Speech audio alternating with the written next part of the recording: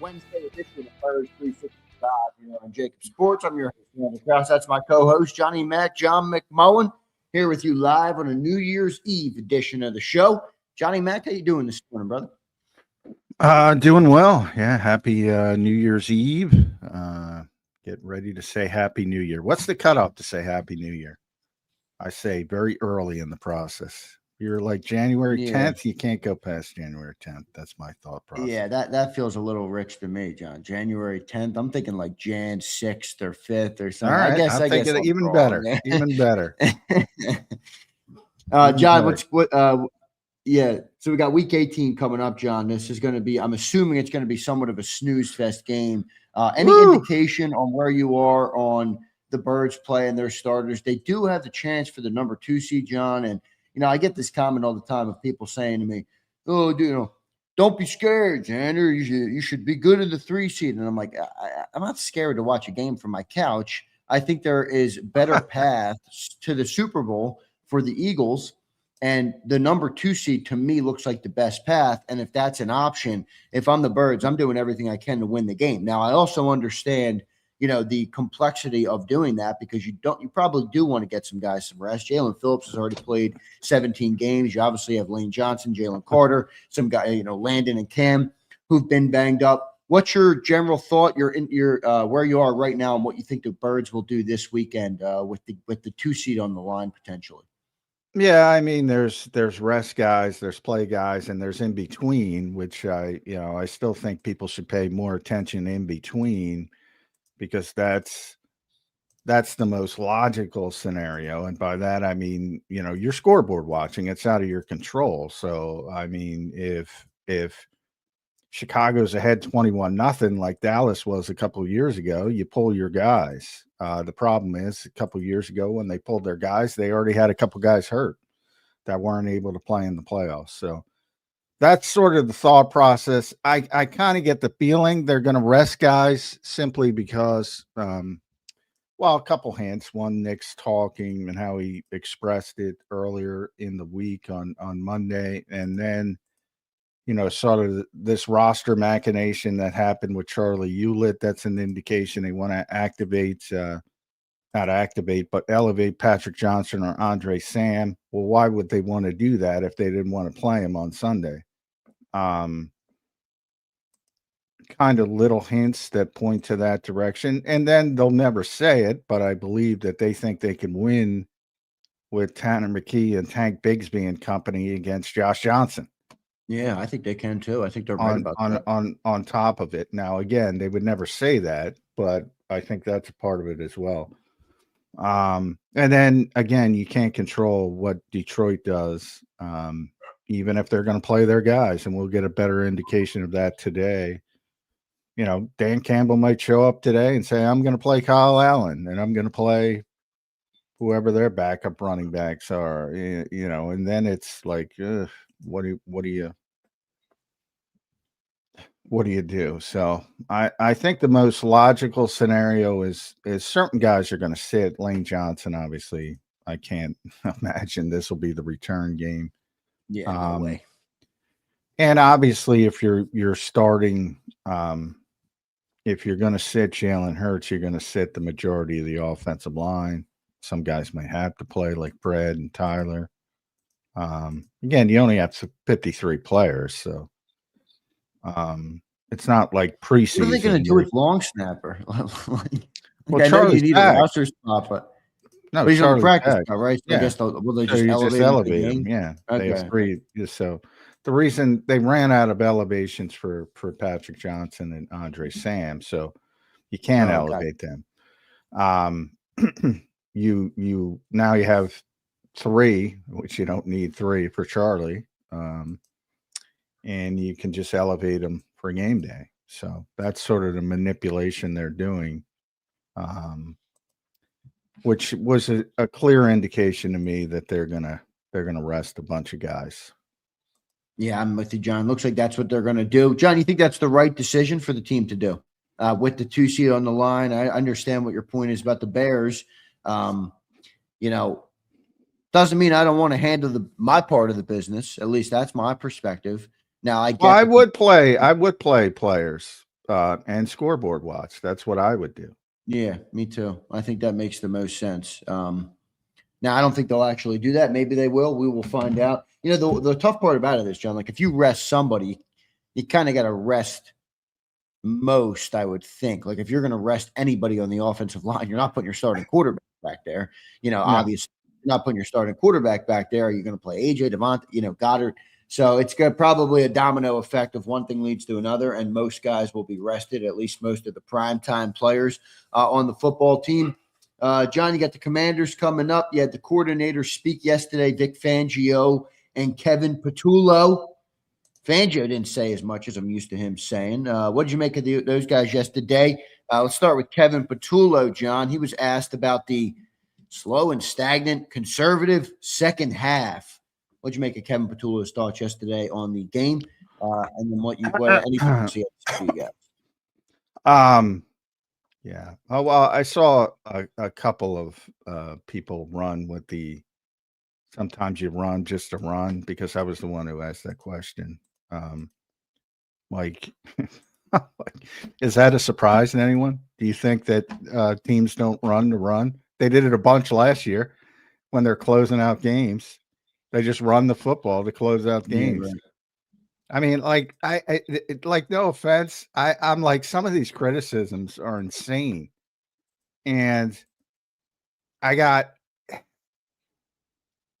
somebody saying that, oh, you should say it's the old Andy Reid. I got to do a better job. This guy's out there explaining what's going on as best he can with the limitations, which as a reporter is what I want. I don't want, I got to do a better job. That's Nick.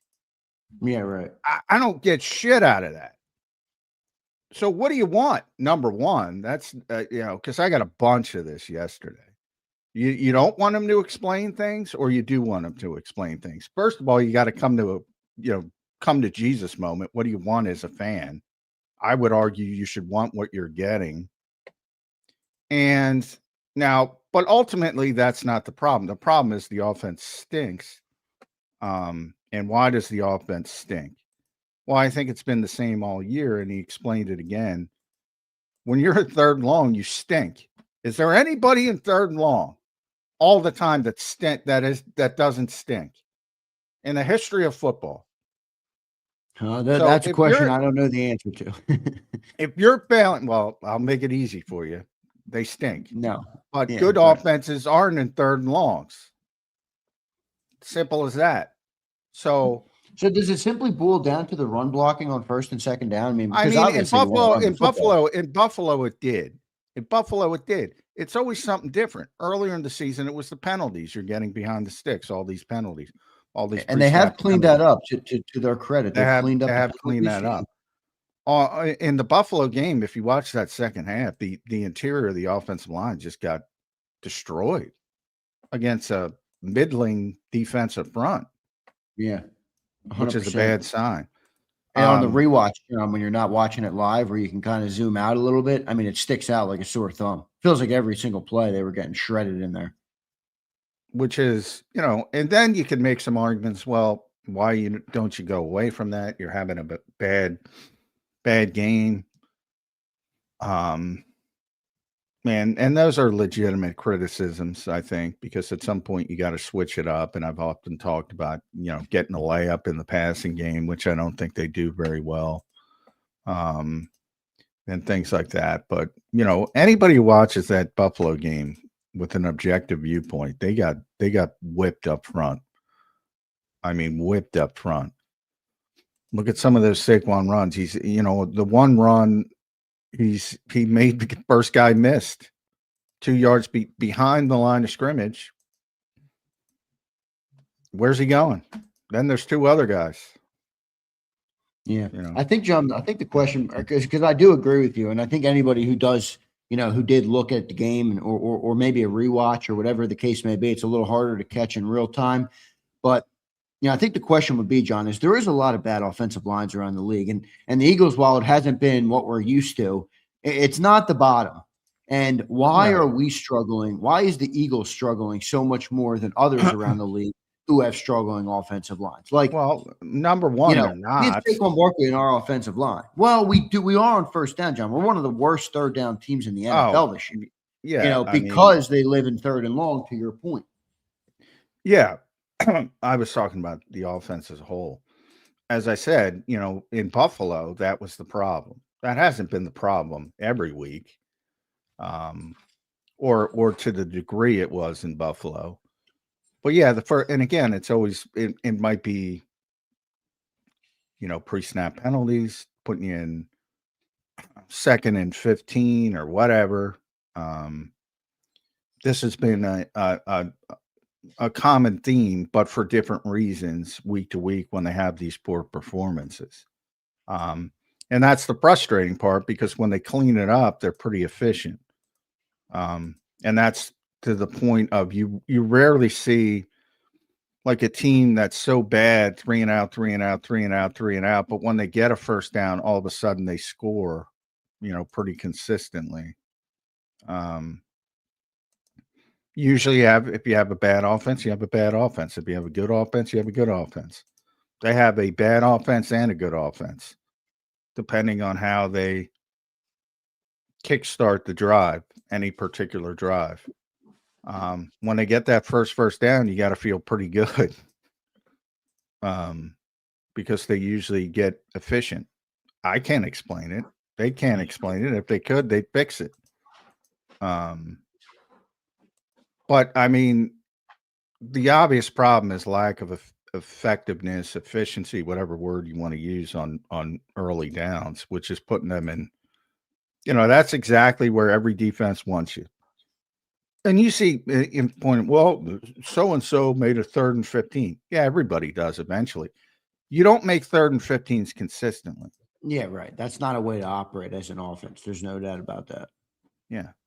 So, I mean, that part of it's common sense. And that's where Lane Johnson shut it down, unfortunately. Again, and by the way, these guys shouldn't shut it down, but they do. It was the Giants game, which was obviously poor up there, obviously a poor performance. And, he talked about, he used the word predictable, and everybody ran with it. And it's Lane's fault. He said the word about 15 times between interviews with reporters, and Josina Anderson was there that day. So he did whatever her show she is. And he said the same things. And what he was saying is, we are predictable in 3rd and long, but everybody just heard predictable. Everybody's predictable in 3rd and long. Yeah, right.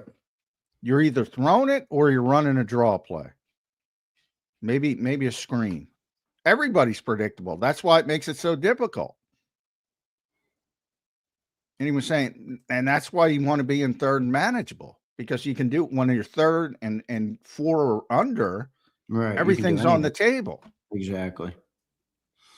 And that's what he was saying. But we live in a clip-based society, and they take 10 seconds. You see what Jalen Hurts this morning. I don't know if you saw the Hard Knocks thing with the quarterback meeting with Scott Leffler. It's like a 10-second clip, and everybody's going berserk over it. What was the clip? I didn't even see it. Was it on? I wasn't on social media last night. I can't even. Honestly, I can't. See if I can get it. Honestly, I can't even hear what he's saying completely, because Jalen, is so understated. But basically, Scott Leffler was in there talking about it's going to rain and we got to get this shit going no matter what. No excuses, essentially, which they did not do in hindsight. And Jalen said something back that was, and again, I don't really know what he said. But, I do know people are going nuts about it. And it's like a 10-second clip, if that. When you say nuts, though, can you direct me on which way they're going nuts? At Jalen, at Leffler, where? Jalen getting upset. Jalen got upset that Leffler said Well, that. I don't know if again. Yeah, I right. don't. Okay, we're talking about Hard Knocks here. Yeah, It's literally an 11-second clip. I just pulled it up. is it a potential showing of some aloofness, John? One of the words of the year this year. Well, have you seen a Sprite commercial? Yeah, I did. I mean, the guy's aloof. The guy is, you got this goopy TV broadcaster popping up everywhere he is, and there's like no, yeah, he's aloof, but that's not necessarily a bad thing. It's not necessarily a bad thing. It's not necessarily a good thing. That's just his personality. But yeah, anyway, you'll see it. It's all over the place. Yeah, I see it on my feed. I didn't watch it yet, but I do see it on there now. And it's really, at the end of the day, it's completely meaningless, but I have a feeling it's going to blow up like pretty significant. And again, if anybody in the chat can explain to me what he's saying, because I can't really hear what he's saying. Other than it's basically said we have to fix this, and I don't know. It's either he got upset that he was singling out him, I think, basically. Singling out him, he's the quarterback of the football team. Yeah, I know. But, it is what it is. Again, it's going to get overblown. This shit happens all the time. Yeah, I just heard it doesn't sound like much of a classic Philly. We'll turn it into something, but it doesn't seem too big. John, one of my gripes on the offense is you get in these third and long situations, and then they don't even try and get it. Like, all right, the draws, I understand. You tell me that. Yeah, but why when they throw, John, like they'll throw short of the sticks. And I'm like, if you're out there trying to convert a third and long, what is throwing at 6 yards, 8 yards going to do? I don't understand why they do that. I mean, again, they're take the draw. Well, you don't take shots when you're ball security conscious. Now, occasionally, again, first of all, I think it's overblown. The first half, they got a couple third and longs, extending plays. So, generally when they get those 3rd and 15s, that's what it's going to be. It's going to be Jalen extending the play and making a play, rather than just ripping it like a dig route over the middle. You're not going to see that a ton. Maybe some go routes. But yeah, I mean, which is not a bad thing, by the way, if you're converting 3rd and long because he's extending the play, and he did that in that one drive like 2-3 times in the first half. But yeah, the assumption that you should always throw it on 3rd and 15 is a bad assumption. And truthfully, when somebody runs a draw on like that, I brought that up a couple of weeks ago. Like that is a staple of every NFL offense. Like if you're 3rd and 15 inside your own 10-yard line, not a lot of teams are going to try to. If you will, the Detroits, the Green Bays, teams that have really high volume passing attacks aren't going to give up drives for the most part. But most teams are going to, draw it up and try to get 7 yards and get a decent punt and try to flip field position. So yeah, that's overblown. Like you can't just say, "Oh, it's 3rd and 15." You have to try to get a first down. Yeah, but with 3rd and 12, they throw 10. Well, that's again in the same game we're talking about. They converted a couple 3rd and longs. Yeah, they did. That 3rd and 10 to AJ Brown was a great freaking throw by Hurts rolling out. That's just in the moment when they're 3rd and 12 or 3rd and 15 and they throw it short of the sticks, and you'll have every quarterback take what's there. If it is 3rd and 15, most teams are gonna zone you at that situation, and they're gonna have safeties, either cover 2 or cover 3. So which sometimes the TV broadcast isn't going to show very well, and you have a fence at 3rd and 15, And you say, well, throw it into that. That's how you get 4 or 5 interceptions. If you start doing like that. So if they're going to do that, sometimes you do throw it underneath, take what's given, get it in a playmaker's hands, which the Eagles should do better with, but don't. And you say, hey, maybe you'll miss a tackle, maybe you get the first down that way.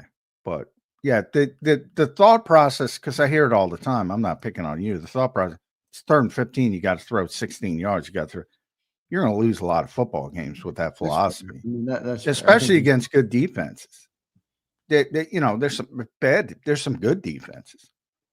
Like John, because it's I mean, common sense, it does make sense. I mean, the team is risk averse and they don't want to turn the football over, and they're struggling to run the ball on 1st and 2nd down. And many times they're taking negative runs, which as you've talked about all year, are a massive problem. So you get into these 3rd and long situations, it looks ugly. They try and protect the football, and then you're punting the football. That to me makes again, common sense. Who's the leader of wanting to be risk averse? Is it a collective decision between Nick and Jalen? Is Nick telling the offense this is what he wants? Is it offensive coordinator? Is it more Jalen Hurts who wants to be risk averse? Do you have any answer to that, or what's your thought process on that part of it? Nick Sirianni right now, because he's had such success winning this way. And he's going to ride it until it stops working. And the numbers are 43-2 or 42-2. Yeah, right. I forget what that's it why is. That's why he's got to show it to his team every week, so they keep buying him too. Yeah, I mean, yeah, it's Nick Sirianni. But Jalen is. I think it suits Jalen very well because he's very ball security conscious. Like his that goes back to high school and his father beating that into his head. And then you had Nick Saban beating that into his head. And then you had Nick. So he's had basically 2 years, Lincoln Riley, and 1 year Doug Peterson when he was a backup. So it really didn't matter. Yeah, I think he played 4 games that year. So it's been his entire football life that people have been beating that into his head. So I think he's uniquely willing to take that advice that maybe some other quarterbacks wouldn't be. All right, John, to you, let me ask you this about the offense, because I think this is where a lot of people struggle, where you see the type of outputs they have, and you look at the talent on the roster, and it doesn't compute. I mean, you have A.J. Brown, Devontae Smith, Goddard, Jalen Hurts, Saquon Barkley, and you get 16 yards and a half. All right, I get it. You're going to not play every game. It's going to be great, but it does feel like the extremes. Why do they struggle so much, John, to get their key playmakers involved at times? Like sometimes, all right, you're not running the ball on 1st down good. Okay, you got 2nd and long and 3rd and long. Sometimes it feels to me, my opinion, that it's like scratching your nails on a chalkboard to try and get Devontae Smith involved, get A.J. Brown involved, get Dallas Goedert involved. Why do they struggle? And I look at some other teams, and I know it's not the style of offense the Eagles play, but, I mean, these dudes have lesser playmakers than the Eagles have, and they use them so much more effectively than the Eagles do. And to me, I look and I say, all right, you're living in 3rd and long. Get our playmakers involved. I don't care if it's a jet sweep to Devontae Smith. Do something to get your playmakers involved in the offense. Get the ball in their hands. Players over plays, right, John? Give me the ball to Devontae Smith. Give me the ball to A.J. Brown. Why do they struggle so hard to do that? At least it feels like that to me. Well, I would say 2 things. One, that Saquon's one of those playmakers. So you're only talking, from what you're saying, you're only talking about the passing game. Second of all, Devontae Smith is not a jet sweep player.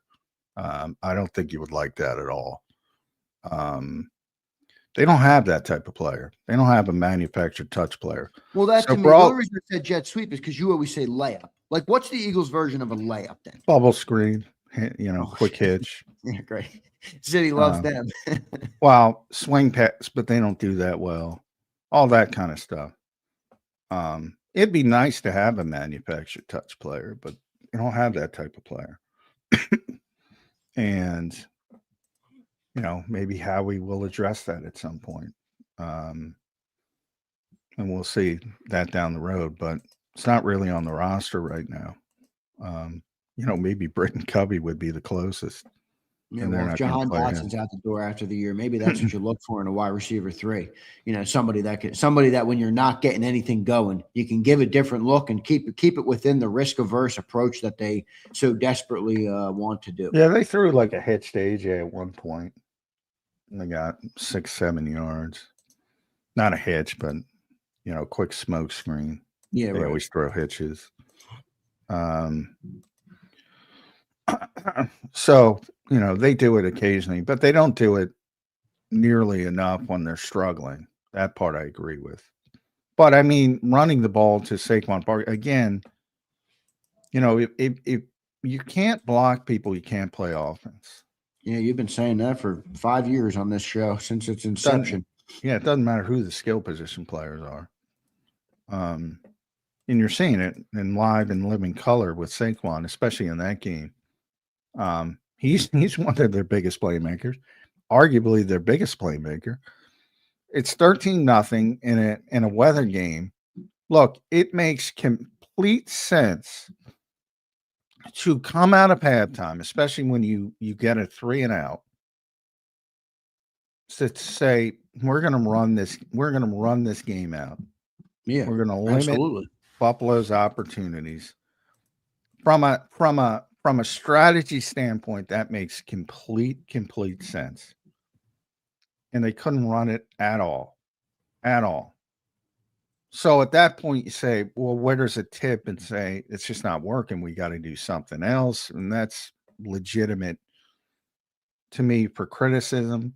But again, you can't just say, get the ball to your playmakers and you're trying to get the ball to maybe your biggest playmaker, but it's not in the passing game. Yeah. I mean, he's a big playmaker. He's not the only playmaker, and if that's not working, shit, we got to figure out a new avenue here. But it is what it is. It's week 18, folks. So they're not changing much at this point. I just wanted to ask the question this morning. John, let's flip over to the more positive side of the football. Vic Fangio, while I said I didn't take as much, he did have some good comments. I mean, I love the comment. These guys are fun to coach, Vic Fangio said. And you can tell, Vic is an old school salty dog type of guy, I like to call him.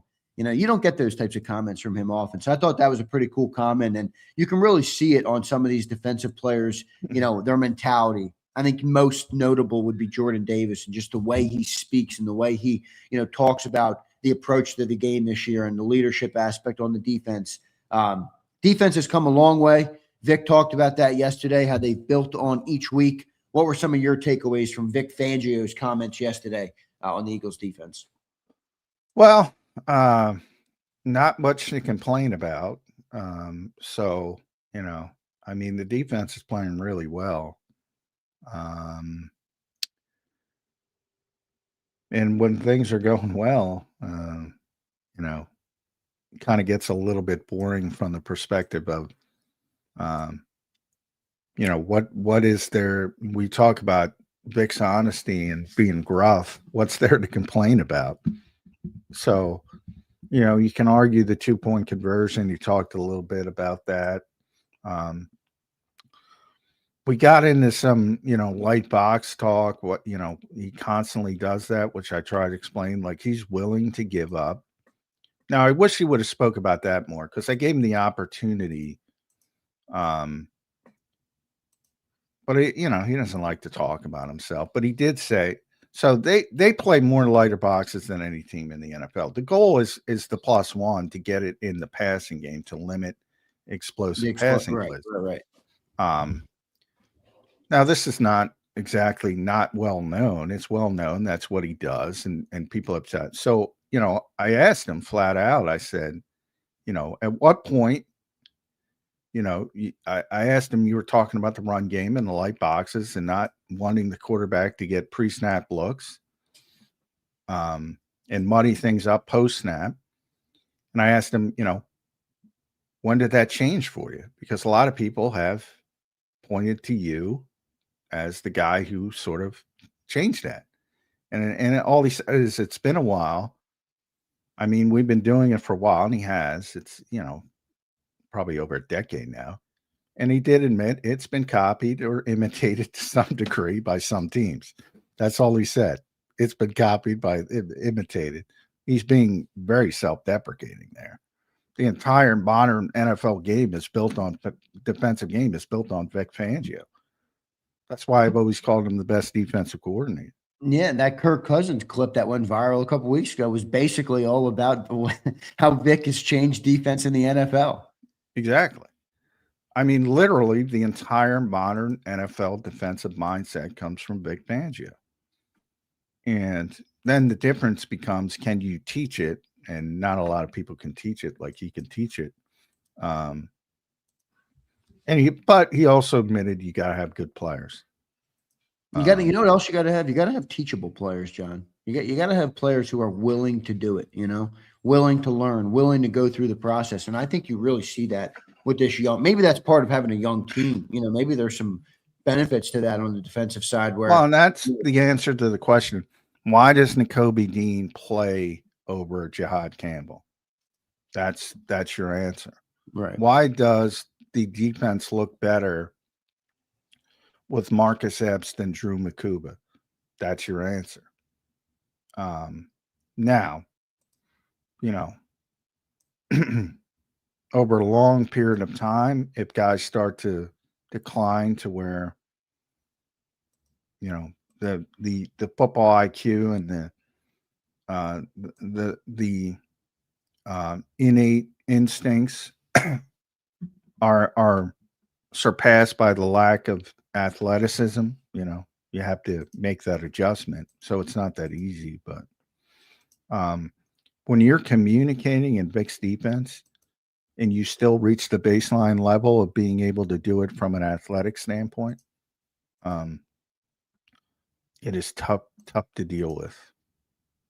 And your talk about 3rd and 15, Vic Fangio is the reason why you don't throw it 16 yards on 3rd and 15. Yeah, you do that against the Eagles, you're going to be in trouble, because that thing is tight.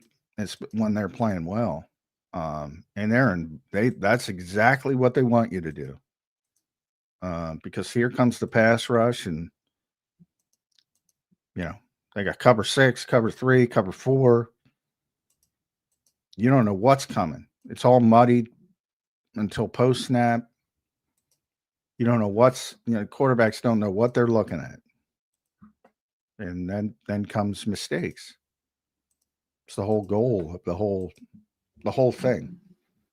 But that's one, because I know Dan always pushes back when I say, it's not that big of a deal for them to give up, from their perspective, to give up not 280 like the Bears, but they'll give up 120, 130. They don't give a shit. They're inviting you. Please, by all means. It's the old bend but don't break. That's the philosophy of the defense. And obviously they've been amazing this year. John, since week 10, they're giving up 14.5 points a game. This is why I've been telling fans this whole week. I know the offense is ugly, believe me. But remember a few weeks back, John, I said, I'm enlightened. All right. This team can beat anybody. It don't matter how bad that offense is. When your defense only giving up 14.5 points a game, you're going to be in every single football game. The offense just has to convert here and there, and then maybe your defense even gives you some points as well, because they've been getting some takeaways, which has been good as well. So, John, how do you feel about where the team stands right now? Let's just assume week 18. I don't want to call it a wash. You're still going to play the game, but assuming the starters head to the bench, or the key starters head to the bench, what do you make of the 16-game sample size you got from these starters playing? 11-5. They probably will finish up 12-5 if they win this weekend, but 11-5 through their first 16. Started 4-0, and went 7-5 since then. Had some bad losses and some great wins in there. A tough schedule. No back-to-back home games. The first place schedule, obviously, I mentioned. And a weird schedule, John, in that they never really were able to get in rhythm, because they're playing on a Monday, a Thursday, a Friday, a Saturday. Almost every day of the week it feels like they played this year. Where are you, John, on the team? Just overall, a little bit of a macro thought process on what the team has accomplished this year. How they looked as compared to what your expectation was. And I'm talking you personally, what your expectation was. Where are you as we go into week 18 here, J-Mac? Yeah, what better defensively than I thought they'd be. Worse offensively than I thought they'd be. And still a pretty good team at the end of the day. Not the most exciting team because they are risk averse, but I believe they're where they were when they started. And there's about 5 or 6 legit Super Bowl contenders, and they're one of them. But it went a little bit differently than I expected. I didn't expect the offensive line to be this bad. I didn't expect Saquon Barkley to have – I expect him to have a regression, but not to the degree that he had the regression. And then, again, the defense picks them up. Nobody knew Jalen Phillips would get here. And that has helped the defense turn a corner. And Vic talked about that a little bit, about how it impacts everybody else. Because I asked him the question, is that helping Nolan and Jalix? Because it seems to be. And he said, well, it's helping everybody when you get good players. And it took them long. You remember all the way back in training camp, I said, I cannot believe Howie Roseman's going to go into this season with this edge rushing group. And it took them a while to get there. Yeah. But I think that's when the defense took off. And I don't think that's a coincidence. And, I think it's going to be – they're certainly not as good as they were last year entering the playoffs. So, this year I think it's a more normal season. They bring their A game, they're probably going to win. But they are definitely susceptible to losing a lot more this year than they were last year.